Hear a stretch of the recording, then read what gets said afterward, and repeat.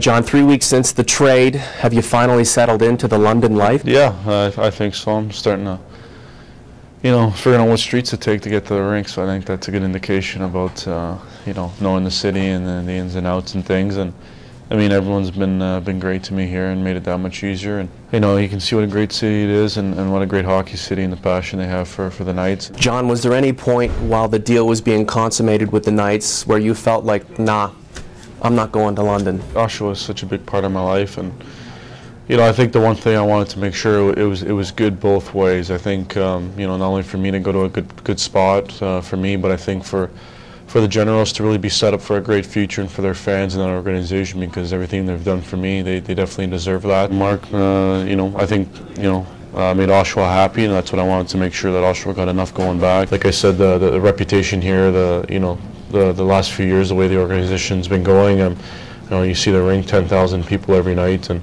the support here, it's been great. So they made that transition a lot easier, because you go from such a low, from an organization I've been with for 3.5 years, that's been a big part of my life.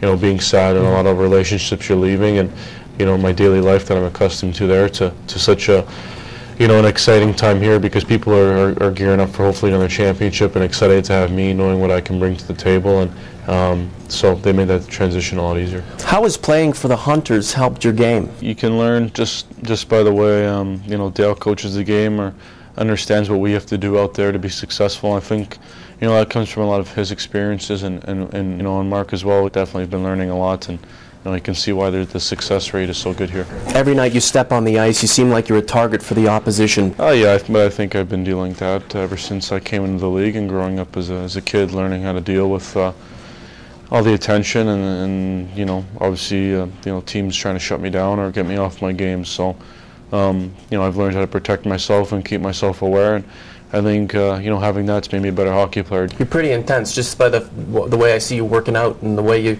how neat your locker is, and just how serious you are about every single shift. I mean, you're 18 and you're just incredibly intense. Is that a good way to describe you? Yeah, I think so. I think I care about what I do, and I think things I care about, I have a great passion for them. So obviously playing hockey, I'm a guy who likes to stay organized, and I like to have my equipment to be set and ready to go in the way I like it. And it's funny, because my coach in Oshawa we had a slogan there, and he says you don't just want to play, you want to be a player. And I kind of took that to heart, and like I wanted to be a player in the sense that I wanted to make sure I tied up my skates a certain way. I want to tape my sticks the way I liked them, and I always wanted to be a guy that took care of myself, and I prepared myself the best I could. So I think I take a lot of pride in that areas of my game and preparing myself for playing. Let me ask you real quick about the Oakville crew. Steve Mason, Sam Gagne, yourself, John Mitchell.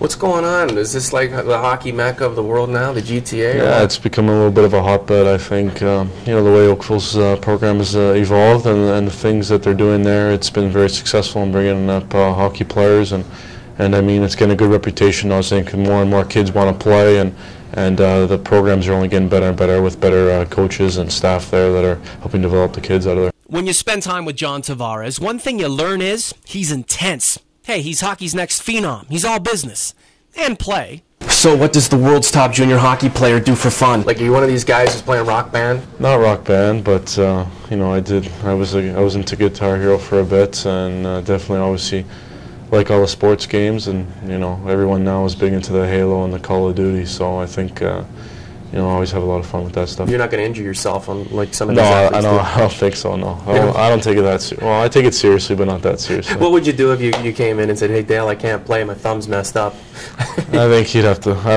don't think I could. I think I just have to play. I just have to suck it up.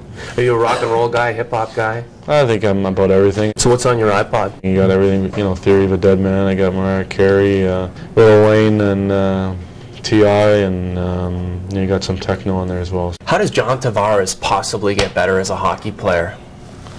I mean, you don't want to rest on what I've already done. You always want to keep improving and try and achieve new goals, and keep getting better every day. No one's perfect, and I think I've made mistakes. I've had a couple games or a couple shifts where I'd like to have back and contribute better, do things differently. So I'm still learning and growing as a player, and it's not just about scoring points, about being good all over the ice and making sure we're keeping the puck out of our nets as much as they want to put it in theirs. If you don't win a championship in London, will you feel like you have failed? I certainly hope not. I think, obviously, it's tough to win a championship. It's not easy, especially a Memorial Cup. It's hard to say now because you don't know, what's going to happen. And at the end of the day, if you can look back and say you had no regrets and you gave it all that you can and we did everything we could as a team, I think you got to be pleased with that. Okay, a championship is no guarantee, but John Tavares, a top pick at the upcoming NHL draft, now that's money in the bank.